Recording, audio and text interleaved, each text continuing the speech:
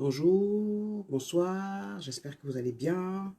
Je m'appelle Eugénie Dieki, je suis journaliste et coach pour les hauts potentiels et les multipotentiels. Hier, dans le coaching de groupe de l'équipe Immersion, nous avons parlé justement de c'est quoi être multipotentiel, c'est quoi être haut potentiel. Euh, En fait, il s'avère que si vous vous rendez compte que vous êtes soit un haut potentiel, soit un multipotentiel, c'est que vous êtes ce qu'on appelle un diamant brut en fait. Vous appartenez à la catégorie de personnes qui sont des éveilleurs de conscience. Le problème, c'est que les multipotentiels ne savent même pas qu'ils le sont parfois, peuvent intégrer le fait qu'ils soient multipotentiels, qu'ils sont haut potentiels, ils l'intègrent mentalement, mais ils ne le ressentent pas dans le corps, à l'intérieur d'eux-mêmes. Les multipotentiels, ce sont des personnes qui pensent très différemment des gens, qui ne pensent pas comme les autres.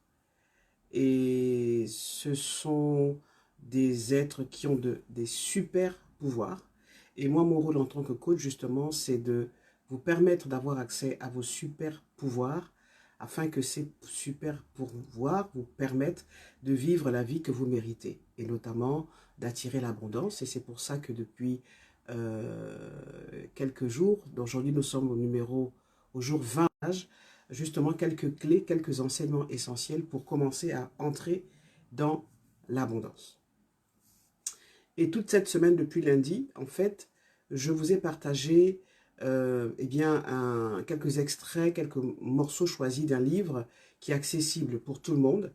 Alors ce livre, la version gratuite, la version PDF date de 2006. Olivier Seban, qui est l'auteur du livre « Tout le monde mérite d'être riche », donc a publié cette première édition en 2006, elle est gratuite. Et puis il y a d'autres éditions de ce livre que vous pouvez retrouver sur Amazon, des éditions payantes, et qu'il a au fur et à mesure amélioré. Olivier Seban, comme beaucoup d'entre nous, hein, n'aimait pas forcément les études. Il a été renvoyé plusieurs fois de l'école, mais ça ne l'a pas empêché, à l'âge de 38 ans, d'être millionnaire. Donc il donne des formations, des séminaires pour apprendre aux gens ce qu'il a enseigné, ce qu'il a appris en pratiquant, en côtoyant des personnes qui sont dans l'abondance. Voilà, et il fait des séminaires et il apprend désormais aux personnes à investir dans l'immobilier. Et là, ce que je vous partage depuis lundi, c'est donc des extraits de ce livre. Si vous souhaitez le recevoir en version PDF, dites-le moi, Eugénie, coach Eugénie, je voudrais recevoir ce livre et puis je vous l'enverrai volontiers. Alors, ce qui est essentiel à savoir, mes chers hauts potentiels, c'est que il ne suffit pas d'avoir des enseignements, de savoir, n'est-ce pas?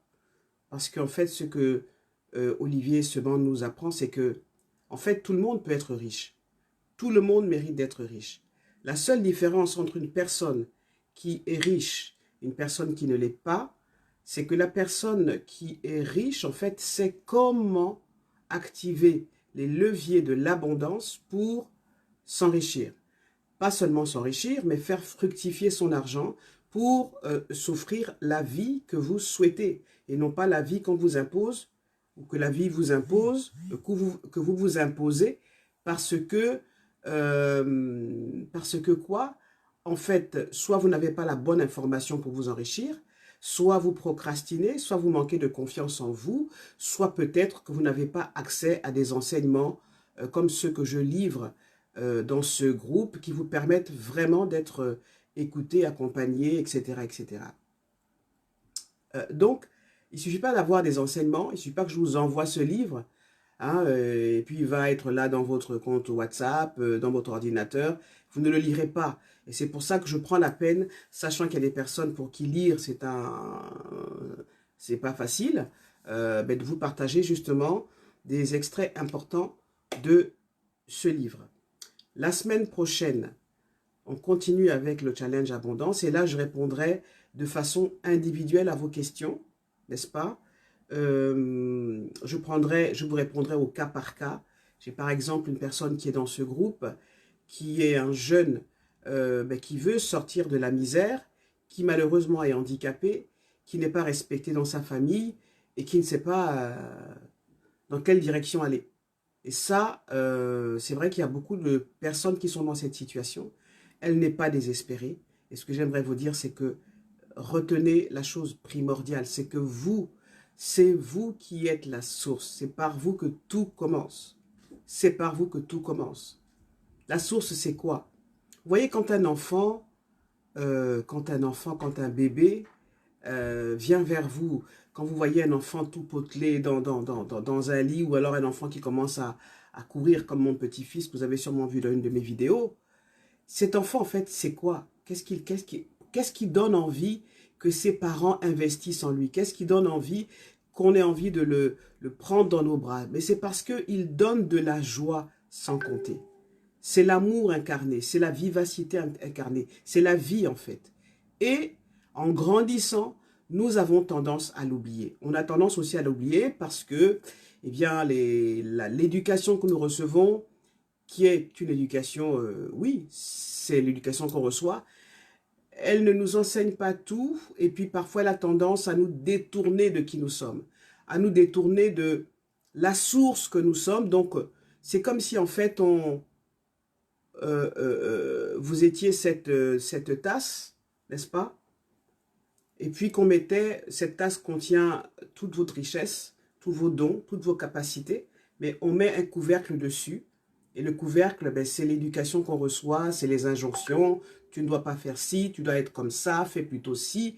Alors qu'en fait, non. Et moi, mon objectif, justement, c'est de vous permettre d'ouvrir cette tasse et de découvrir ce qu'il y a à l'intérieur, parce que à l'intérieur de vous, il y a des miracles. Et c'est ce que j'ai dit hier, c'est ce que j'ai répété hier aux personnes qui me suivent dans le groupe Immersion. Donc, c'est un groupe dans lequel j'accompagne mes coachés, des personnes comme vous, justement, à vraiment entrer non seulement dans l'abondance, mais à se redécouvrir, à redécouvrir la personne que vous êtes, le potentiel que vous êtes. Parce que les multipotentiels, les hauts potentiels, ce sont des personnes à part. Ce sont ce qu'un certain Dan Hir appelle les humanoïdes. Vous ne fonctionnez pas comme tout le monde. Et parce que vous ne fonctionnez pas comme tout le monde, eh bien, il faut pouvoir vous développer, grandir, prendre conscience que vous êtes un diamant brut. Alors, comme vous le voyez, je me suis mise en mode week-end. Ah, c'est sympa. Donc, on va terminer cette semaine avec le livre d'Olivier Seban. Bonsoir à ceux qui sont là. Bonsoir Noli, merci d'être là. Merci de poser des questions. Voilà, poser des questions et de participer. Alors, on y va. Donc, le dernier extrait d'aujourd'hui, donc du livre de Olivier Seban, Tout le monde mérite d'être riche, c'est donc la page 211, où c'est le chapitre 11 de la page 211, et en fait, il dit, c'est à vous de jouer. Parce qu'en fait, les choses ne sont pas réellement difficiles. Hein. C'est simplement que, parce que vous ne les faites pas, c'est difficile. Les choses ne sont pas réellement difficiles. C'est simplement qu'elles sont difficiles. Vous les rendez difficiles dans la mesure où vous ne faites rien, en fait. Vous êtes dans ce groupe parce que je pense que vous avez besoin d'avoir des connaissances qui vont vous permettre, en tant que multipotentiel, en tant que haut potentiel, d'avoir accès à l'abondance. Et ce qu'il faut savoir, c'est que justement, quand on est multipotentiel et haut potentiel, on peut avoir des problèmes d'argent parce que ce qu'on enseigne aux gens, parce que les chemins qu'on emprunte, ce ne sont pas les chemins que tout le monde emprunte. Donc, on peut avoir des difficultés avec l'argent. Et si vous vous référez souvent à des personnes dans le passé, dans votre famille, dans votre communauté, vous allez voir des personnes qui étaient souvent sages, qui étaient des guides, mais qui étaient misérables, pauvres. Parce qu'on leur a fait croire que comme elles ont un don qui vient de Dieu, elles ne peuvent pas le monnayer. Ça, c'est une fausse croyance. C'est une fausse croyance. Ok? Bon, entrons dans ce livre. Tout le monde mérite d'être riche. Même vous, même toi, Noli, toutes les personnes, vous qui êtes dans ce groupe, vous méritez d'être riche. Et soyez persuadés que personne n'est meilleur que vous et personne n'est plus intelligent que vous. Arrêtez de penser que les personnes plus diplômées que vous ou les personnes plus intelligentes que vous méritent d'être riches. En fait, non. Olivier Seban a dit que le fait d'être riche ne tient pas au fait que vous ayez des diplômes, ne tient pas au fait que vous soyez une star, puisqu'il y a des stars qui peuvent, de football ou dans le sport, on en a vu, qui ont gagné beaucoup d'argent à un moment, et puis à un moment de leur vie, ils ont perdu cet argent. Donc ça ne tient pas au fait d'être plus diplômé, d'avoir plus de dons, plus de potentiel, non. Ça tient au fait que vous avez appris à faire travailler votre argent. Donc, il répète, personne n'est meilleur que vous et personne n'est plus intelligent que vous. Pourtant, une des premières raisons pour laquelle les gens n'ont pas confiance en eux, toujours cette question de confiance, hein, l'une des raisons pour lesquelles les gens n'ont pas confiance en eux et n'agissent pas est due à leur manque de résultats et de succès financiers. Au final, ils développent un sentiment d'infériorité avec la conviction que les autres sont meilleurs qu'eux. Croyez-moi, c'est loin d'être le cas. Donc, ce que je suis en train de vous dire, ce que Olivier Seban est en train de vous dire, c'est que vous avez le droit de vous tromper. Or, dans notre éducation, dans notre culture, quand vous faites un premier pas et que vous tombez, ben on aura tendance à crier sur vous, à vous blâmer, à dire que tu es mauvais, tu n'as pas réussi. Si vous avez suffisamment confiance en vous, prenez en compte le fait que c'est normal que la première fois, que les premières fois, ben vous ratiez l'exercice. Oui, parce que c'est de l'apprentissage. On ne réussit pas du premier coup. Mais ce n'est pas parce qu'on ne réussit pas du premier coup qu'il faut s'arrêter. Ok, c'est pas parce qu'une personne vous dit oh ben tu es nul, tu n'y arriveras pas, qu'il faut vous arrêter. Au contraire, il faut vous habiller de votre confiance en vous et continuer. Moi, je me rappelle que il y a des années maintenant, en 1988, je suis entré Africa numéro 1. Il y avait une personne qui travaillait à Africa numéro 1 qui était chargée de recruter des animateurs et des journalistes. Et quand j'ai passé le test avec elle, en fait, j'ai même pas passé le test avec elle. Elle m'a regardé, elle a dit, bon, à l'époque, j'étais un peu timide, j'étais un peu timide, j'étais même beaucoup timide, alors qu'à l'intérieur de moi, j'avais un feu intérieur. Mais en même temps, j'étais à l'époque avec le père de mes enfants qui ne voulait absolument pas que je fasse de la radio. Donc, je traînais c'était mal dans ma peau parce que moi, je voulais vraiment changer ma vie. Je voulais vraiment être dans mon plein potentiel, mais mon compagnon, le père de mes enfants, ne voulait pas. Et donc, je traînais ça comme un boulet. Et quand je rencontre cette dame à Africa numéro 1, elle me dit non, elle ne va pas s'en sortir. Elle ne va jamais faire de la radio. Elle ne peut pas faire de la radio parce qu'en fait, j'étais triste. J'étais triste. J'aurais fait des tests radio, parler, etc., etc. Mais c'était pas bon. C'était vraiment nul, quoi. C'était vraiment nul. Donc, je me suis mise à pleurer. Et je me rappelle que mes collègues, et je remercierai jamais, jamais, jamais, jamais assez tous mes collègues d'Africa numéro 1, que ce soit Georgette Bonga Bakissi, Francis Edoué-Yéné, Grégory Ngwaminsa, Ledou Prince Africa, toute l'équipe d'Africa numéro 1, à la belle époque d'Africa numéro 1, ces personnes-là m'ont soutenu, m'ont dit non, t'inquiète, t'inquiète, ça va aller. Et je me suis fait la promesse que cette femme n'aurait pas raison sur moi. Et donc, je me suis rappelé qui j'étais.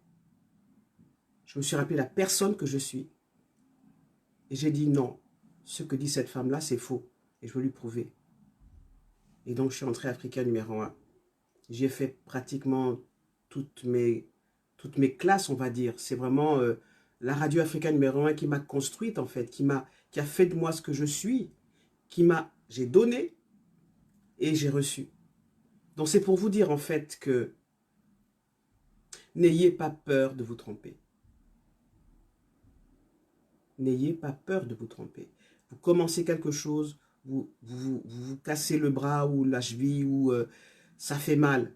Mais redressez-vous et continuez. Ça fait partie du jeu. Ça fait partie de l'aventure. Ça fait partie de l'aventure. Donc je poursuis avec Olivier Seban. Bonsoir Christelle. Regardez autour de vous. Dans la vie de tous les jours, dans les gestes les plus anodins, dans les contacts multiples que vous entretenez avec votre entourage familial ou professionnel, avez-vous réellement l'impression d'être inférieur à vos collègues de bureau, vos cousins, vos amis? À bien des égards, nous sommes égaux. Pourtant, dès qu'il faut agir et s'engager, certains doutent et pensent qu'ils sont moins bons que les autres. Enlevez-vous cette idée de la tête. Ce qui fait la différence, c'est que certains agissent et d'autres non. Rien de plus. C'est ça en fait.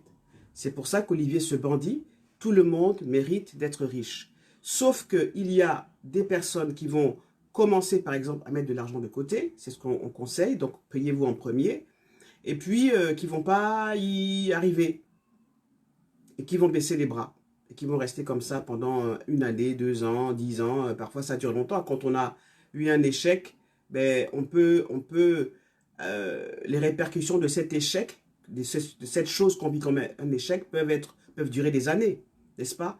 Donc il ne faut pas vous laisser faire. Vous chutez, ça fait partie du jeu. Oui, je n'y arrive pas. Oh, mais la coach a dit qu'il faut commencer à se payer en premier. Si vous n'arrivez pas à mettre, je ne sais pas moi, 5 euros de côté tous les mois, mettez 1 euro de côté tous les mois. Ce n'est pas une course de être plus fort. C'est une question de commencer et de mettre en place des habitudes de riches. Ok? Olivier Seban demande aux personnes à qui il fait ces séminaires, il dit, voulez-vous savoir comment et pourquoi je me suis vraiment enrichi? Il répond, j'ai toujours cru en moi parce que j'ai toujours pensé que si lui est capable de le faire, il n'y a aucune raison que je ne puisse pas en faire autant.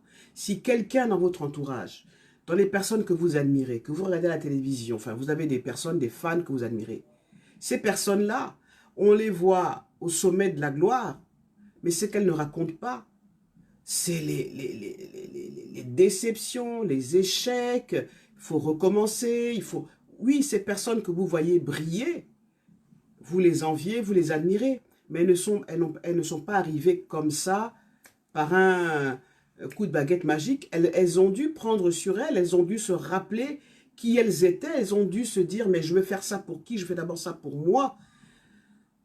Elles ont dû prendre des engagements sur elles. Elles ont dû essuyer des coups, des insultes, des moqueries. Et pourtant, elles ont cru en elles. Et ça, c'est la première chose. D'abord, croire en vous. Et c'est pour ça que je dis que vous êtes la source. Tout commence par vous. Vous êtes pauvre aujourd'hui, mais ça ne veut pas dire que vous ne serez pas riche demain. Et ce n'est pas parce que vous êtes désargenté, que vous n'avez pas d'argent, que votre compte en banque est vide, que vous n'arrivez pas à joindre les deux bouts. Ça ne veut pas dire que vous ne pouvez pas avoir accès à l'abondance. Mais la condition première, c'est d'abord de toujours croire en vous. Toujours croire en vous. Si les gens, et les gens vont le sentir, ils vont le voir, avec tiens, on est en face d'une femme, d'un homme qui croit en lui. C'est le meilleur cadeau que vous puissiez vous faire à vous-même et aux autres et pour attirer l'abondance. Alors, deuxième raison de Olivier Seban, pourquoi et comment je me suis enrichi. Donc j'ai toujours cru en moi, il a toujours cru en lui, quelles que soient les circonstances. Deux, retenez-le, j'agis pendant que les autres parlent encore. J'agis pendant que les autres parlent encore. C'est passer à l'action. C'est ça en fait. Passer à l'action. Il ne se passera rien si vous ne faites que m'écouter, me dire merci, c'est gentil, merci coach, et que quand le live est fini, vous ne commencez pas à mettre des choses en place. Il ne se passera rien. Il ne se passera rien. Donc, on ne peut pas avoir accès à quelque chose si on ne se transforme pas déjà soi-même, si on ne change pas un peu. Ok? On ne vous dit pas de changer, de vous transformer en je ne sais pas quoi. On vous dit simplement, je vous dis simplement de commencer à mettre en place des habitudes qui vont vous amener à l'abondance. Tout simplement, tous les jours, par petites touches, tous les jours, tous les jours, tous les jours. Vous voyez, quand il y a un récipient, il peut être grand, mais même si ce n'est qu'une goutte d'eau qui tombe tous les jours, c'est une goutte d'eau qui tombe tous les jours et un jour le récipient va se remplir. Ok? Vous êtes d'accord avec moi? Alors, est-ce que cela vous semble inaccessible ou difficile à reproduire? Hein, c'est la question que pose Olivier Seban. Toutes les idées et stratégies qui sont présentées dans ce livre sont accessibles à la plupart d'entre vous et n'attendent qu'une seule chose, que vous les utilisiez. Même si je me suis efforcé de les démystifier, elles sont de véritables tremplins vers un enrichissement et un avenir plus prospère. Les principes évoqués sont simples, efficaces et raisonnablement faciles à appliquer. Chacun d'eux est basé sur mes observations, mes expériences et mes confrontations avec plusieurs dizaines de personnes, riches ou pauvres, que j'ai eu l'occasion de rencontrer. Ils ont été testés et éprouvés. Ils fonctionnent pour les autres et fonctionneront pour vous, à condition que vous les mettiez en œuvre. Et c'est là où le bas blesse en fait. On va assister à une conférence, et puis quand la conférence est terminée, ben, la vie reprend son cours normal. Non, il faut vous ressaisir. Il faut vraiment vous ressaisir parce que si vous ne vous ressaisissez pas, ben, dans un an, dans un mois, vous serez au même niveau, tandis que d'autres qui ont même peut-être plus faim que vous, parce que parfois, il y a des personnes qui n'ont pas d'autre choix que d'avancer parce qu'elles ont tellement faim, elles ne peuvent tellement compter que sur elles-mêmes qu'elles n'ont pas d'autre choix que d'appliquer les conseils des personnes qui ont réussi à s'enrichir. Donc, si vous ne bougez pas, c'est que vous n'avez pas assez faim. Si vous ne bougez pas, c'est que c'est votre droit aussi, c'est votre choix. C'est que vous ne voulez pas améliorer votre vie dans un an, dans 2 ans, dans 3 ans, dans 4 ans, en 5 ans. Si vous estimez que vous n'avez rien à faire, bon, ce challenge vous donne des informations. Mais si vraiment vous voulez transformer votre vie, et commencer à appliquer ce que Olivier Seban et beaucoup d'autres personnes qui ont réussi à s'enrichir font. Ce sont des choses simples à mettre en place tous les jours. Il poursuit en écrivant ceci. Pour arriver à vos fins, voici ce que je vous propose. Phase 1, je l'ai dit, donc je vous le répète, et c'est ce qu'il dit. Payez-vous en premier. Payez-vous en premier et enclenchez le pilote automatique. Payez-vous en premier, ça veut dire quoi? Quand vous avez votre salaire à la fin du mois, en fait, il ne vous appartient pas. Vous travaillez pour les autres. C'est vrai. Quand vous touchez votre salaire à la fin du mois, vous allez payer le loyer, donc propriétaire, si vous n'avez pas de logement personnel. Vous allez payer les charges, électricité, eau. Si vous avez des enfants, il faudra s'occuper de leur écolage, les frais d'écolage, la nourriture, vos propres besoins, et encore, s'il en reste, et plein d'autres choses, des dépenses, donc des passifs, c'est du passif. Payer les dettes, les intérêts, etc. Donc, en fait, vous travaillez pour les autres. C'est pour ça que avant de payer vos dettes, de payer ce que vous devez payer, payez-vous en premier 10% de votre salaire, de ce que vous gagnez, ou même, ça peut être 1000 francs CFA. Mais le truc, c'est d'envoyer au cerveau et au subconscient le signal que là, je suis en train d'enclencher le mécanisme de l'abondance, de l'enrichissement. Donc, ce n'est pas tant la somme d'argent que vous gagnez qui compte, c'est le premier geste qui est important. Payez-vous en premier. Même si ce n'est pas 10%, mais payez-vous en premier. Touchez votre salaire à la fin du mois. Vous prenez 10 000 francs CFA, vous prenez 30 euros, vous prenez 100 euros, la somme que vous estimez être capable de... Vous le méritez. C'est peut-être symbolique, mais au moins ça envoie le signal à votre mental, à votre subconscient, à votre être, que là, vous vous engagez vraiment à améliorer considérablement votre vie. Donc, c'est une décision que vous devez prendre pour vous, pour votre avenir. Donc, première chose, payez-vous en premier et enclenchez le pilote automatique. Dans les pays développés, comme la France, vous pouvez dire à votre banquier, écoutez, quand mon salaire est touché, vous prenez 10% de mon salaire et vous le mettez dans un compte. Vous pouvez le faire aussi avec votre banquier.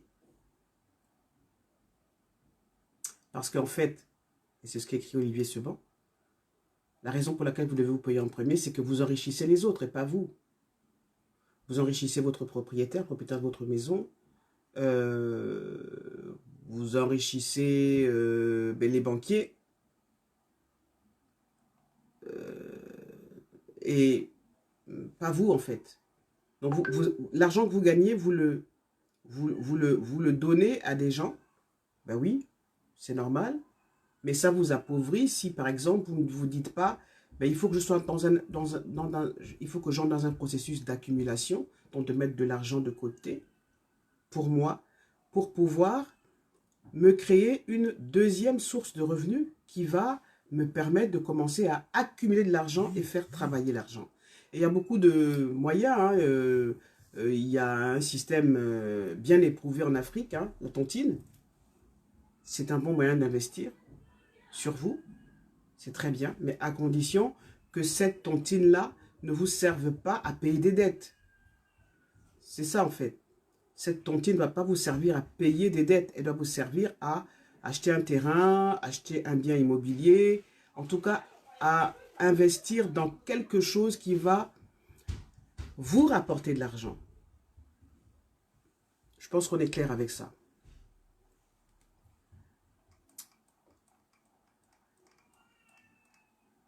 Alors, étape numéro 2. Pour commencer à vous enrichir et déterminer vos objectifs, il faut que vous sachiez exactement où vous en êtes. Ouais, c'est bien de faire le bilan de... C'est douloureux, hein. Je l'ai fait, je vous assure que c'est douloureux.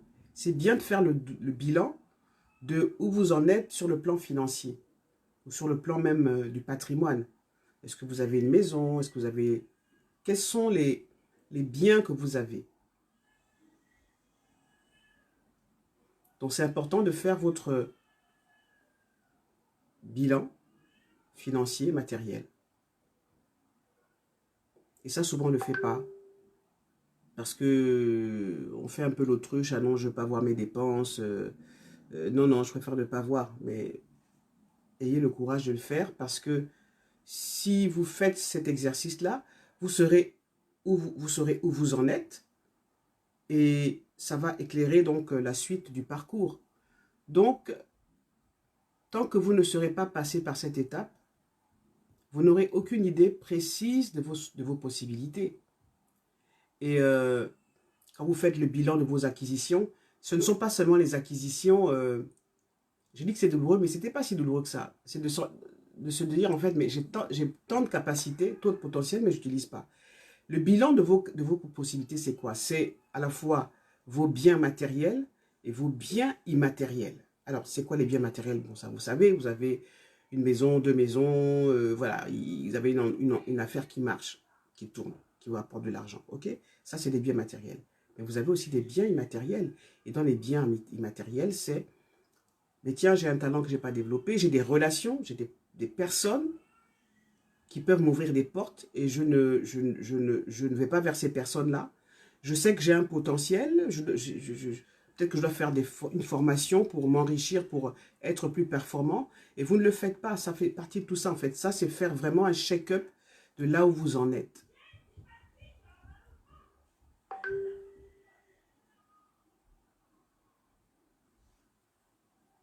Donc, avant de passer à l'action, écrit Olivier Seban, faites un bilan complet de votre situation. Listez toutes vos rentrées et surtout vos dépenses. Et fixez-vous comme objectif de tout faire pour liquider vos passifs et favoriser les acquisitions d'actifs. C'est très bien. c'est important d'avoir un minimum chez soi. C'est normal. Hein, si vous êtes acheté la télévision, plasma, enfin tout ce qu'il faut pour être à l'aise chez vous, c'est normal. Mais n'en faites pas une... dès que le crédit est fini, je prends un autre crédit pour acheter un autre écran plasma beaucoup plus gros, beaucoup plus grand. Non. Parce que là, vous investissez dans du passif. Vous investissez dans quelque chose qui ne vous rapporte pas de l'argent. Qui vous apporte peut-être une qualité de vie. Ok, ça c'est sûr. Mais on peut regarder la télévision normalement, hein, sans avoir la télévision qui prend toute la maison, toute la pièce. Vous pouvez vous acheter un téléviseur plus petit et et prendre ce crédit pour investir dans quelque chose qui va vous rapporter de l'argent.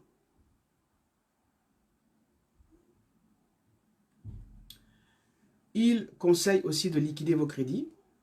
Pour nettoyer vos comptes, la première chose à envisager est de vous débarrasser de tous les crédits qui vous ont servi à acquérir des éléments de passif.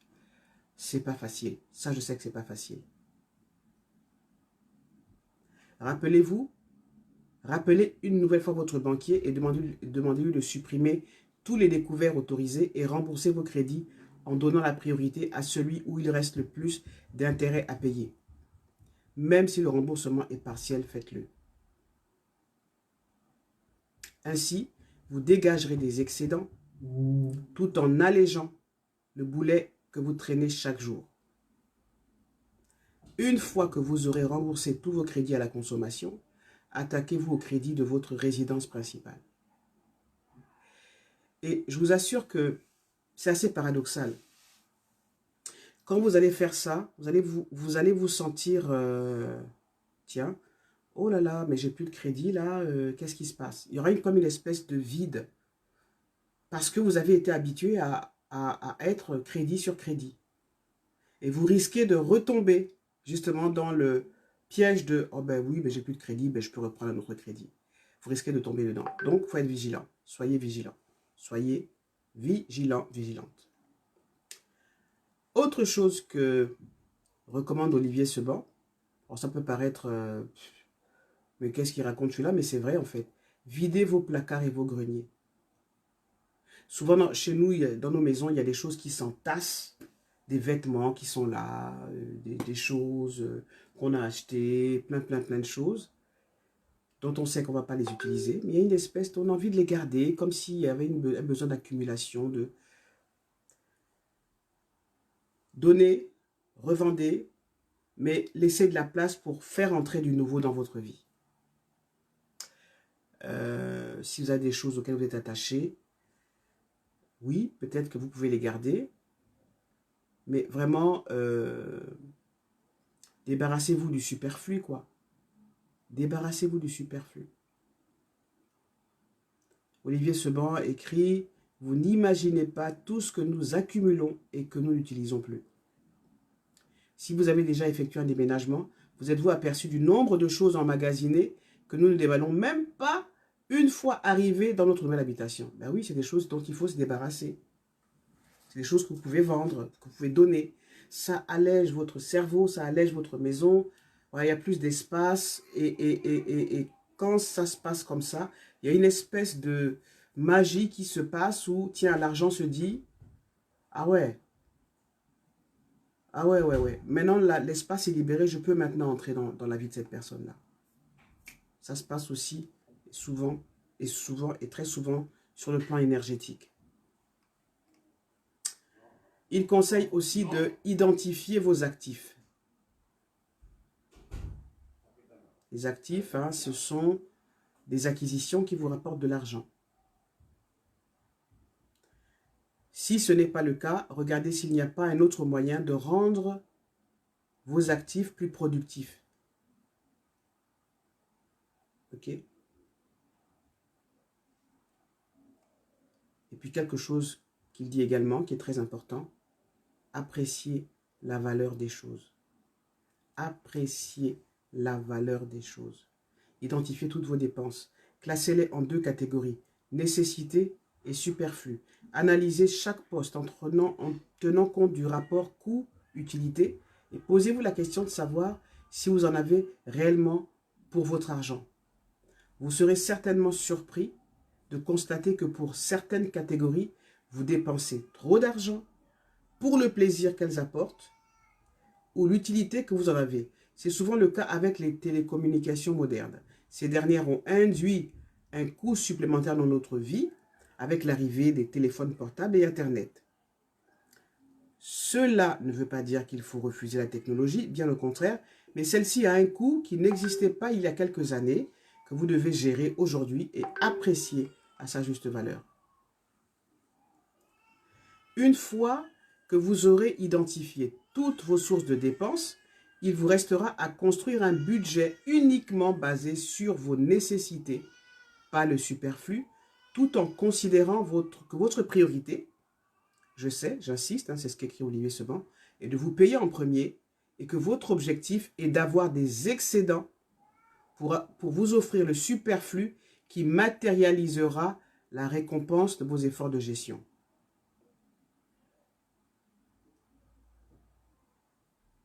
OK? Et puis, la phase 3, investir. Donc, en matière d'investissement, il n'y a pas une seule solution, mais une multitude de possibilités. Votre choix dépendra essentiellement de vos affinités, de votre situation familiale, économique et surtout de votre aversion au risque. Par conséquent, les investissements qui me conviennent ne seront pas obligatoirement adaptés à votre personnalité, simplement parce que nos sensibilités et nos situations sont différentes. Ça, c'est évident. Quand on est d'origine africaine, bon déjà, on se dit, mais par où je vais investir? Oui, il y a beaucoup d'endroits où vous pouvez investir. Vous pouvez accompagner un jeune entrepreneur qui se lance dans l'agriculture, par exemple. Vous pouvez avoir des associés. Mais bon, ça nécessite de bien observer le terrain, et d'installer quand même un minimum de confiance, de vérifier, hein, de savoir où vous allez investir votre argent.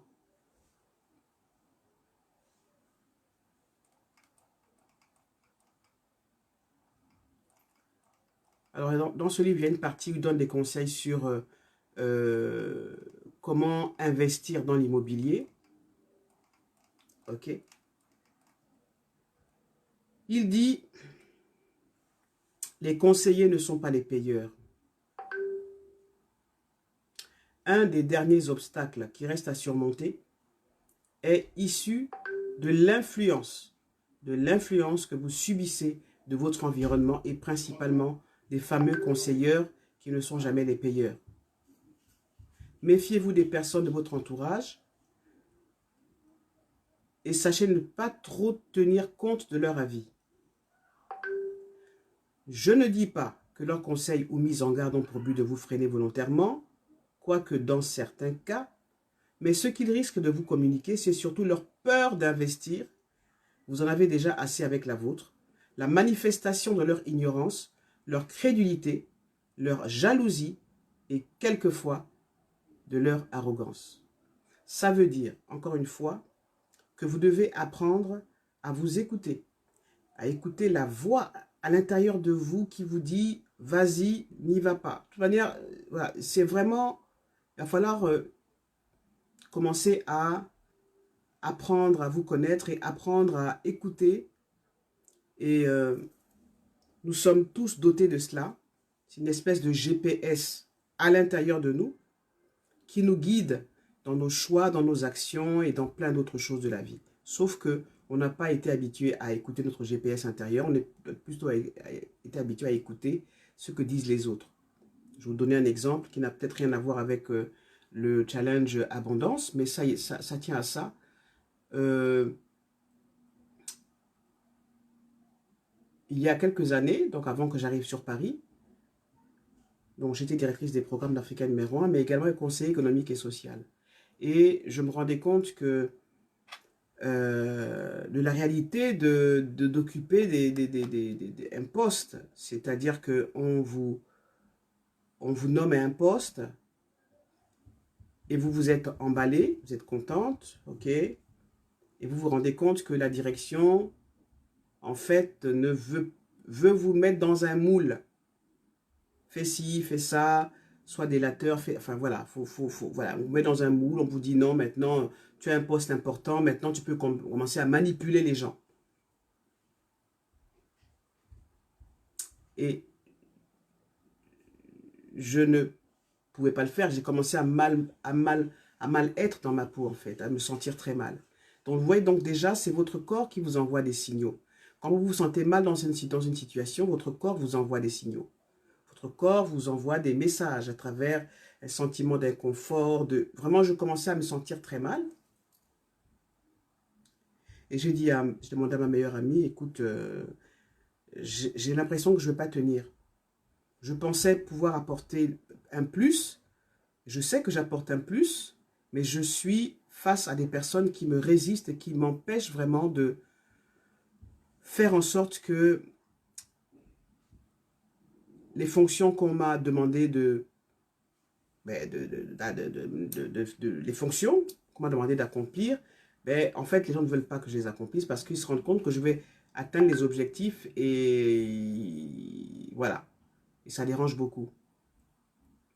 Et ma meilleure amie me dit, mais non, écoute, vraiment, t'as quand même, regarde comment on a galéré, on a trimé pour que tu arrives là, il faut supporter. Regarde le beau bureau que tu as, regarde la vie que tu as et tout ça. Bon, j'ai tenu compte de son avis pendant un moment, mais ça n'empêchait pas que les problèmes arrivaient quand même.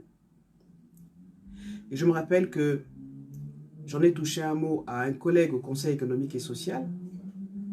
Je dis, écoute, là, je ne tiens plus en fait. Je ne pourrais pas supporter cet environnement. Je ne pourrais pas.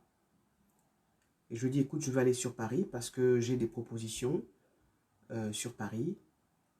J'avais 39 ans à l'époque, 40 ans. Et donc j'avais...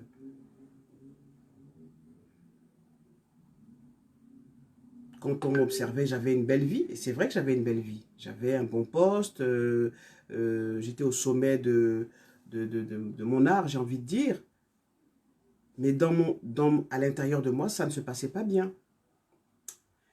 Et mon collègue au Conseil économique et social m'a dit, écoute, à 40 ans quand même, écoute, Eugénie, tu vas quand même pas aller en France, tu sais que c'est difficile, tu peux pas, quoi. Franchement, ne prends pas de tels risques, etc., etc. J'ai écouté. Mais à l'intérieur de moi, il y avait une voix, ma voix intérieure, qui me disait, n'écoute pas ce que les gens te disent. Écoute-toi, écoute-moi. Et donc, j'ai pris le risque de m'écouter.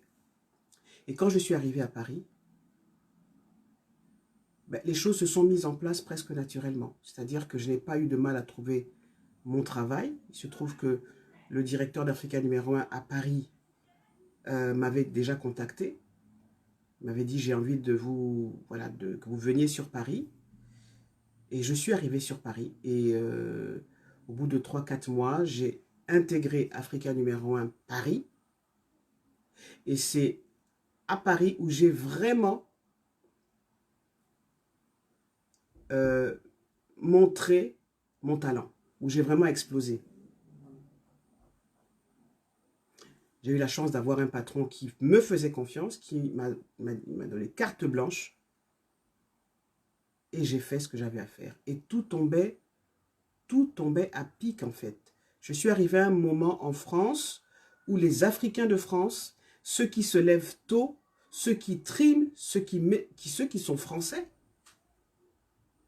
avaient besoin qu'il y ait un média, qu'il y ait une personne qui parle pour eux, qui les représente. Et j'étais là. J'étais là. Je n'aurais pas écouté ma voix intérieure, je n'aurais pas écouté mon intuition, mais que je l'aurais amèrement regretté. Je l'aurais amèrement regretté. Donc c'est pour vous dire que les conseilleurs ne sont pas les payeurs. Les conseilleurs ne sont pas les payeurs. Vous pouvez demander des conseils, parfois c'est des conseils de personnes avisées, mais ces personnes-là ne sont pas vous. Elles ne sont pas dans votre énergie, elles ne connaissent pas votre histoire. J'ai beaucoup de mal à quitter ma meilleure amie avec qui j'avais une relation mais fusionnelle. On l'a toujours, mais à distance. Mais voilà, j'ai quitté ma famille, j'ai quitté mon pays parce que j'ai écouté ma voix. Il y avait une voix à l'intérieur de moi qui me disait, Eugénie, ta place n'est plus là. Ta place, elle est ailleurs. Vous voyez donc le pouvoir que vous avez. Vous avez à l'intérieur de vous un GPS qui, si vous lui donnez la place qu'il doit avoir dans votre vie, c'est votre GPS.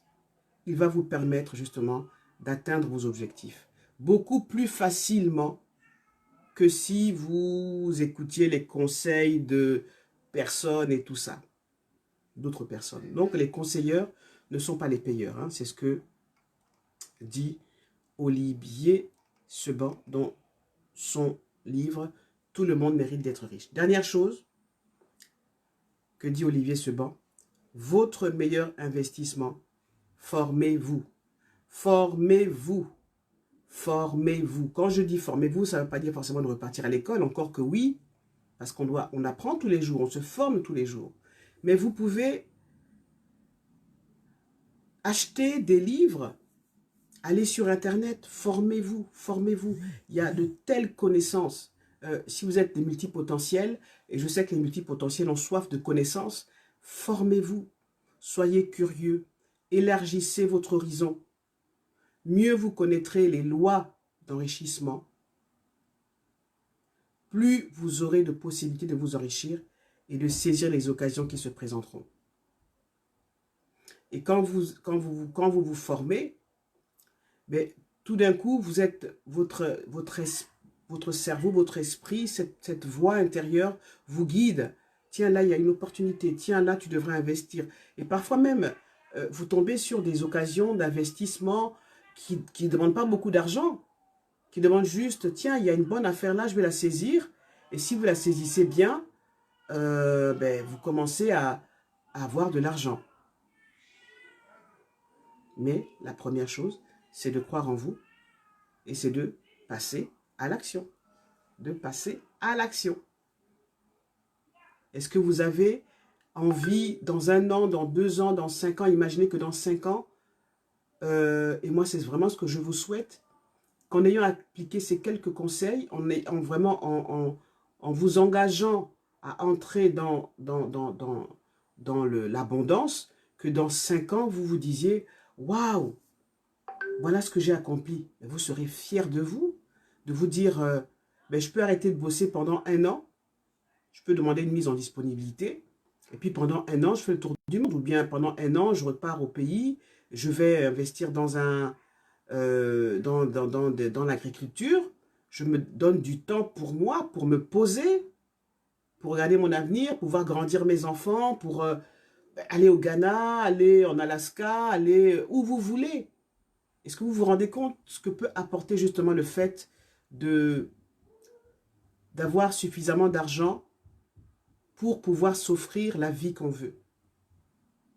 Mais ça commence justement par investir en vous, par vous dire, je suis la meilleure personne pour moi, je mérite d'avoir une belle vie.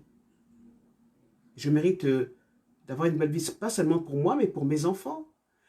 Et vous qui avez le cœur sur la main, je sais qu'il y en a beaucoup dans ce groupe qui ont le cœur sur la main, mais vous serez plus utile à des associations, à des enfants, des orphelins, à des femmes qui ont par exemple des maladies comme le cancer du sein. Bref, vous serez plus utile à l'humanité, à vos contemporains, à votre pays, à votre entourage, si vous avez les moyens de votre politique. Parce que c'est ça en fait, la véritable richesse, c'est de se dire, en donnant de l'argent, je ne perds pas de l'argent, non seulement c'est une bonne œuvre, non seulement je permets à des gens de s'en sortir, mais je m'enrichis davantage parce que j'ai mis en place un système qui fait que l'argent travaille pour moi. Et en fait, le secret, et je l'ai partagé avec vous toute cette semaine, c'est de simplement vous engager, vous faire confiance et d'écouter les signes, les synchronicités. Vous allez voir que quand vous allez commencer à vous engager, pour vous, vous allez avoir des occasions qui vont apparaître d'investir, de vous investir, voilà, des aventures extraordinaires que vous allez vivre. Voilà, donc j'espère que vous avez beaucoup appris de ce livre d'Olivier Seban. Si vous souhaitez que je vous l'envoie afin que vous le lisiez et non pas qu'il reste stocké dans votre mémoire, je vous l'envoie volontiers. Donc, dites-moi de vous envoyer le bouquin, je vous l'envoie. Demain, c'est samedi, j'aurai le plaisir de répondre à une d'entre vous. Et je suis sûr que cette situation va vous parler. C'est que on a souvent des parents,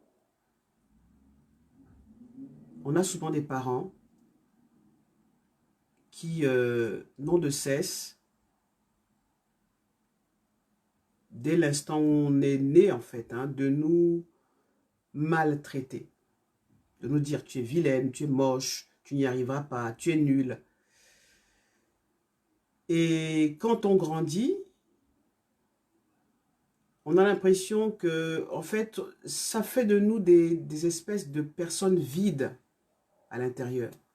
On réussit notre vie, mais on est comme des robots. On est comme des, on donne, on sourit, on est content, on est dans la vie avec les gens, mais à l'intérieur de soi, on est vide. Alors si on n'est pas vide, on est terriblement malheureux. Et donc demain, je vous donnerai les clés pour ne plus être victime de personnes dans votre entourage qui vous maltraitent. Donc soyez au rendez-vous, c'est à 19h30.